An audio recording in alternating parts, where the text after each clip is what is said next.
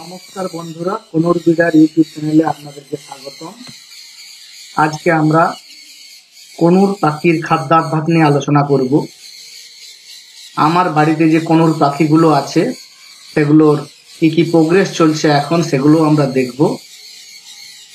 Conure প্রজাতির মধ্যে দু ধরনের কনুর পড়ে, একটা হচ্ছে ছোট কনুর আর একটা হচ্ছে বড় কনুর। বড় কনুরের মধ্যে যেমন সানডে, ঝান্ডিয়া কনুর পড়ে, যেমন ছোট কনুরের মধ্যে গ্রিন চিক কনুরের সমস্ত প্রজাতি যেমন pineapple, yellow side, blue pineapple, এই সবগুলো পড়ে।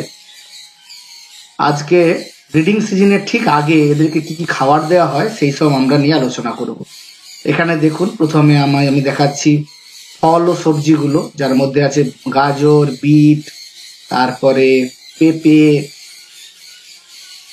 তারপরে আছে আমরুদ বা হচ্ছে পেয়ারা, এই সমস্ত জিনিস দেওয়া হয়। প্রতিদিন আপনারা এরকম একটা ফল ও শাকসবজির মিক্সচার অবশ্যই কনুর পাখিদেরকে দেবেন। এদিকে দেখুন, আমরা একদম সাদা জল ইউজ করি। জলের মধ্যে আমরা জেনারেলি মেডিসিন ইউজ করি না, কারণ জলে এরা চান করে, সেই জন্য দেখুন জল একদম সাদা জল ইউজ করা হচ্ছে। আপনারাও চাইলে আপনাদের বাড়িতে সাদা জল ইউজ করবেন, যেহেতু পাখি এই জলে চান করে, তাহলে ওদের অনেকটা সুবিধা হবে। ঠিক আছে, পরপর দেখতে থাকুন আমি কি কি খাবারের সাথে অ্যাড করছি ঠিক ব্রিডিং সিজনের আগে। এদিকে দেখুন, এটা হচ্ছে চিড়ার সঙ্গে ডিম সেদ্ধ মেশানো হয় এবং এতে একটু ক্যালসিয়ামের গুঁড়ো দেওয়া হয়।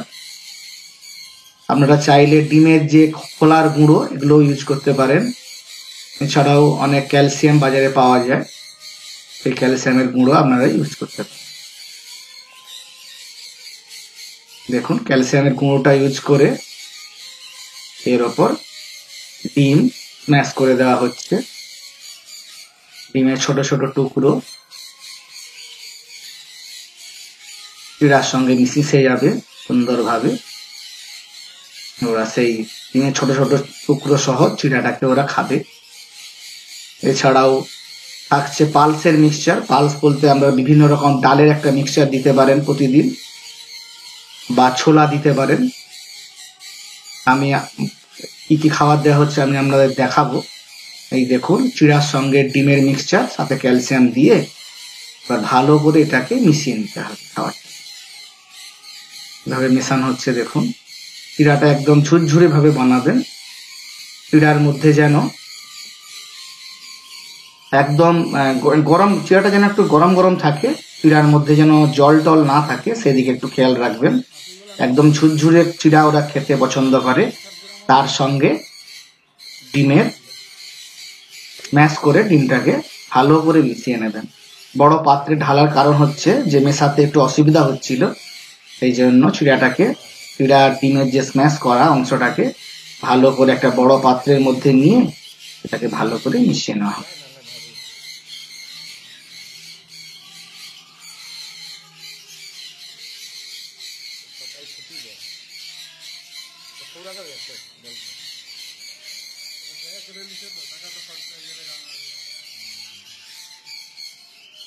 সুন্দর করে এইভাবে মিশিয়ে নেবেন এবং চিড়াটা যাতে একে অপরের সাথে জড়িয়ে না যায় সেই জন্য একটা হালকা বয়েল করবেন এবং চিড়া যেন গরম গরম থাকে।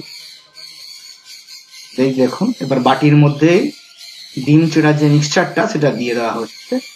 এই বাটির মধ্যে ওই ফল ও সবজির মিক্সচারটা আছে, সাথে আজকে দেওয়া হয়েছে পালসের মধ্যে দেওয়া হয়েছে আজকে ছোলা ভেজানো, সাথে আপেল, বিট, গাজর, পেয়ারার মিক্সচার, এবং তার উপরে দেওয়া হচ্ছে ডিম চিড়ার মিক্সচারটা।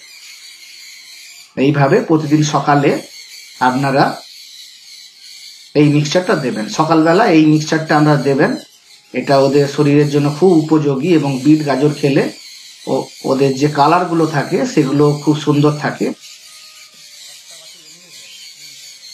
ডবল রেড ফ্যাক্টর বা হাইপার রেড ফ্যাক্টরের ক্ষেত্রে এই যে বিট বা গাজর হয়, এদের যে মধ্যে যে কালারটা থাকে সেটা ওদের কালার ধরে রাখতে সাহায্য করে। দেখতে থাকুন।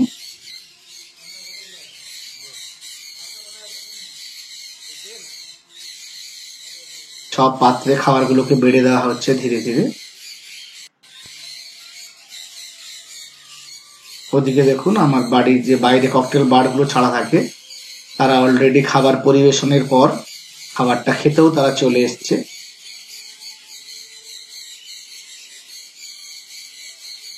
যাদের বাচ্চা আছে তাদেরকে একটু বেশি পরিমাণে খাবার দিতে হয়। এদিকে দেখুন ককটেল পাখি অলরেডি জল খাওয়া শুরু করে দিয়েছে, তারা সুন্দরভাবে জল খেয়ে নিচ্ছে। ককটেলও কিছু প্রোগ্রেস হয়েছে বাড়িতে, আমি সবই দেখাবো এই ভিডিওটাতে, আপনারা দেখতে থাকুন।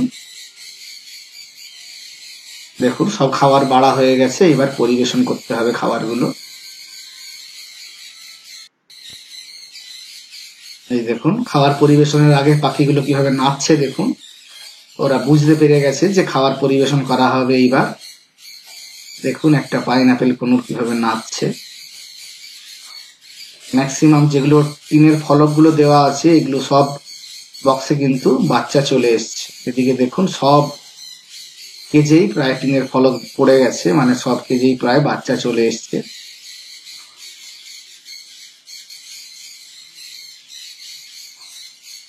কিভাবে নাচছে দেখুন পাইনাপেলটা। খাবার দেওয়ার ঠিক আগে এইভাবেই ওরা আনন্দ করতে থাকে।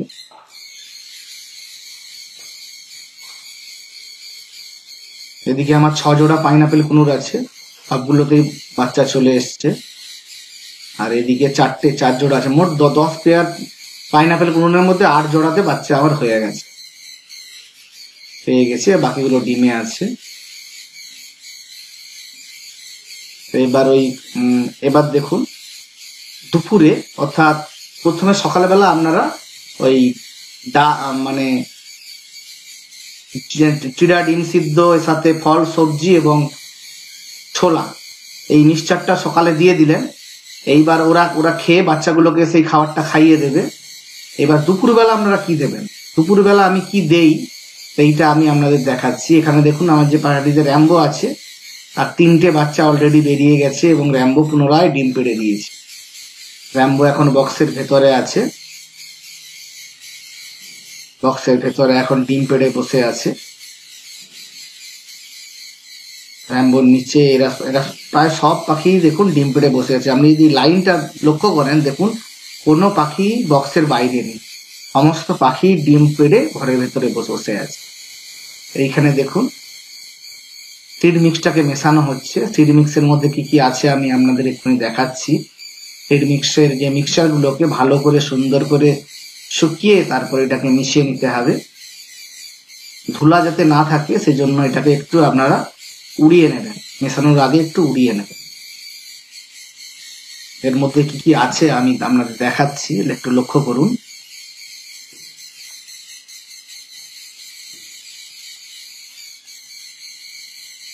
দেখুন এবার পরিবেশন করা হচ্ছে।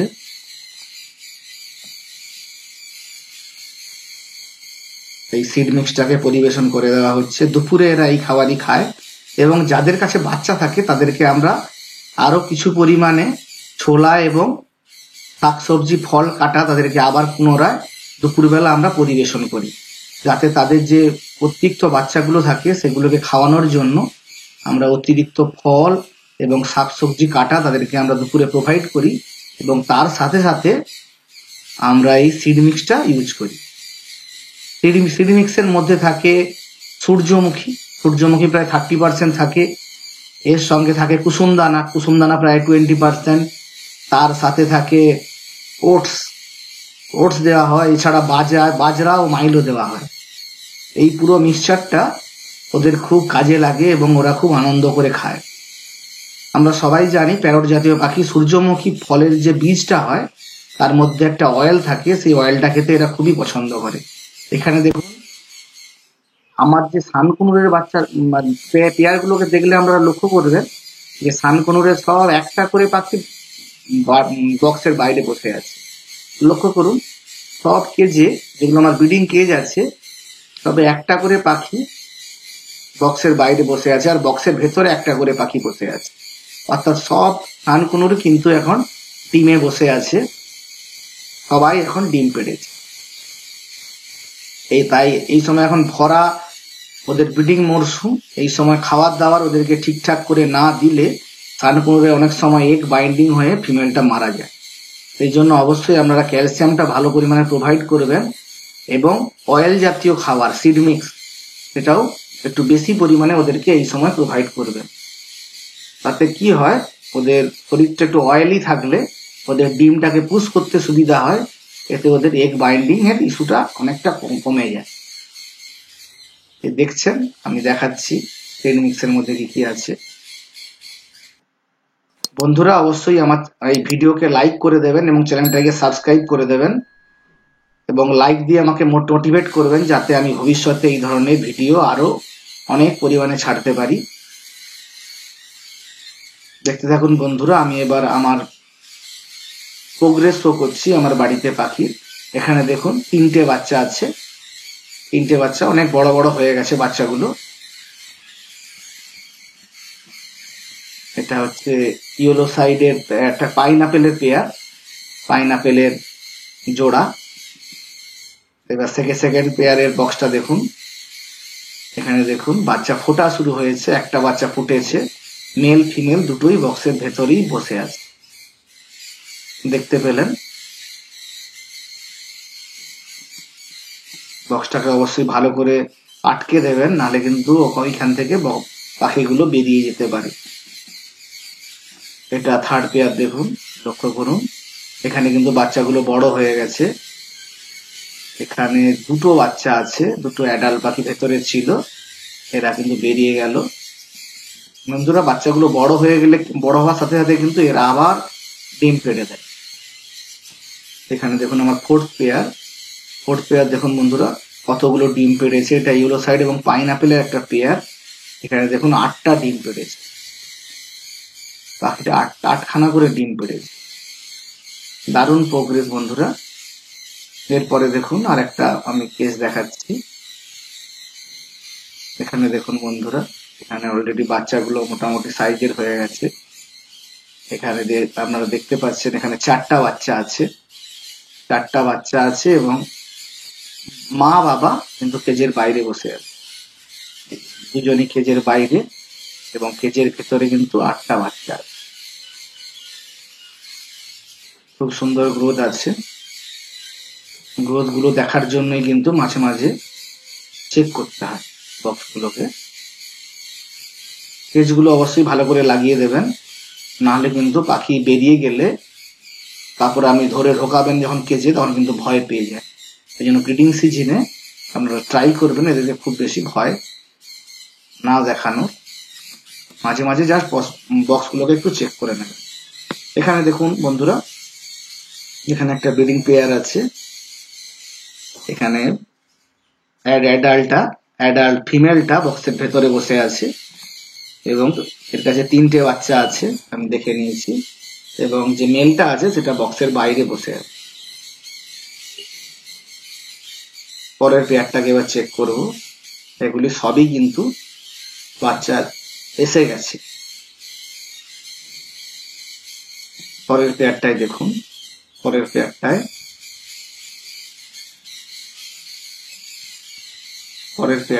আমরা দেখি, পরের পেয়ারটায় কিন্তু বাচ্চা দেখুন, দেখতে পাচ্ছেন নাকি জানি না, হ্যাঁ সামনের দিকেই দেখা যাচ্ছে 4টে বাচ্চা আছে। পেয়ারটার কাছে 4টে বাচ্চা আছে, ফিমেলটা কিন্তু বক্স থেকে বেরিয়ে গেছে, বাইরে চলে গেছে। এই যে দুটো পাইনাপেল বক্সের বাইরে চলে গেছে। অবশ্যই বক্সগুলোকে বন্ধ করে দেবেন এবং কেজটাকে ভালো করে আটকে দেবেন। কোনোর পাখির কিন্তু বন্ধুরা চাহিদা দিনকে দিন বাড়ছে, তাই কোনোর পাখির ভালো করে প্রোগ্রেসটা আপনারা দেখতে থাকুন। এবং কোনোর পাখির চাষ কিন্তু খুব একটা সহজ চাষ নয়। সঠিক এজে যদি এদেরকে সঠিকভাবে মেডিসিন প্রয়োগ করেন তাহলে কিন্তু এদের থেকে ভালো বাচ্চা আপনি পেতে পারেন। এখানে দেখুন বন্ধুরা, এখানেও বাচ্চা চলে এসছে এই পেয়ারটার কাছে। এটা 4টে বাচ্চা আছে, ছোট ছোট এখন বাচ্চাগুলো।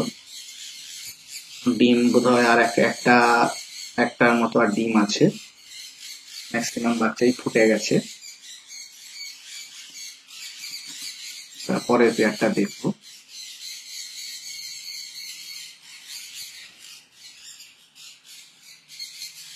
পেয়ারটা দেখুন, দুটো বাড়ি কেজের বাইরে, বক্সের বাইরে বেরিয়ে গেছে। এটা কিন্তু ভালো, কারণ বক্সের ভেতরে বার থাকলে অনেক সময় বাচ্চাকে নষ্ট করে দেয়। এখানেও দেখুন বন্ধুরা, বাচ্চা ফুটে গেছে, 3টের মতো বাচ্চা ফুটেছে। এছাড়াও 2টো ডিম ভালো আছে, একটা ডিম নষ্ট হয়ে গেছে, যেটা দেখেই বোঝা যাচ্ছে।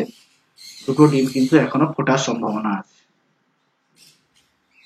4টার মতো বাচ্চা আছে।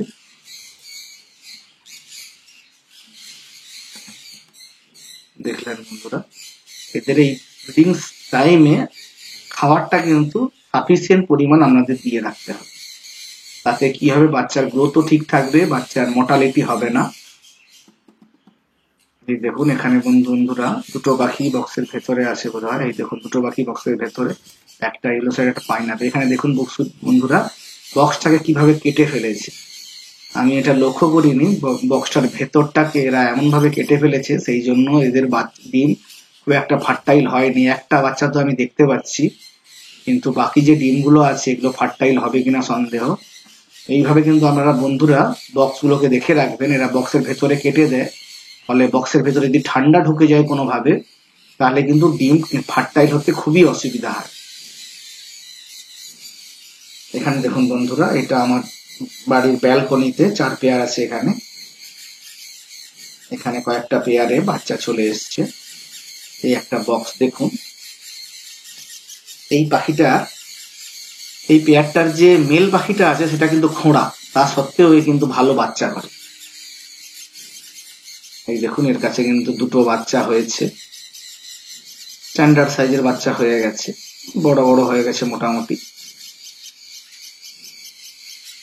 2টো বাচ্চা হয়েছে। এর কিন্তু 3-4টে করে বাচ্চা হয় এবারে যে কোনো কারণেই হোক 2টো বাচ্চা হয়েছে।